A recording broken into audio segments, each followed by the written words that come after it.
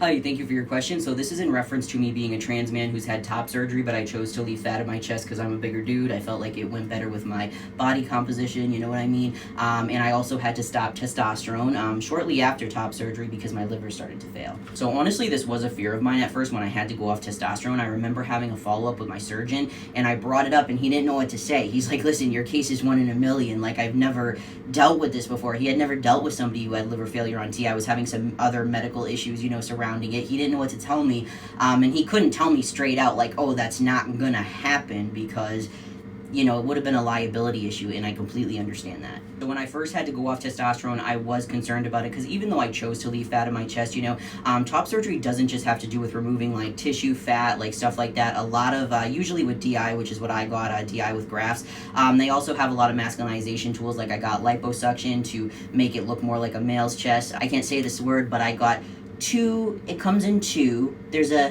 thing on your chest that comes in 2, and I got them, resized, replaced, and not replaced, but placed differently, you know what I mean? I was really nervous that going off testosterone that my chest would kind of take on a more traditionally feminine look, like I had, pre-op, and I was very nervous about that. It was something that really bothered me. But the thing is, once you reach a certain age, if you were assigned female at birth, and once you reach a certain age, unless like there's some exceptions, I guess you'd call them, like if you get pregnant or like hormonal disorders, stuff like that. There are like exceptions, but typically once you reach a certain age in adulthood, if you were assigned female at birth, you do not have breast tissue regrowth. You would need to like actually stimulate it in order for it to happen. That's why a lot of people who have like mastectomies, they typically have reconstructive surgeries, because it is very, very hard to actually naturally regrow tissue, unless I'm assuming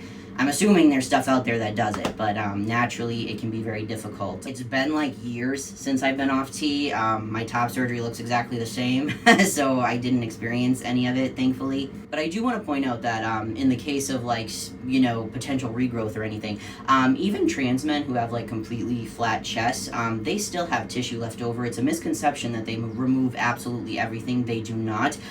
They typically do leave like a little tissue and a little fat left over. So yeah, I hope that answered your question. Still going strong. It's been years, so.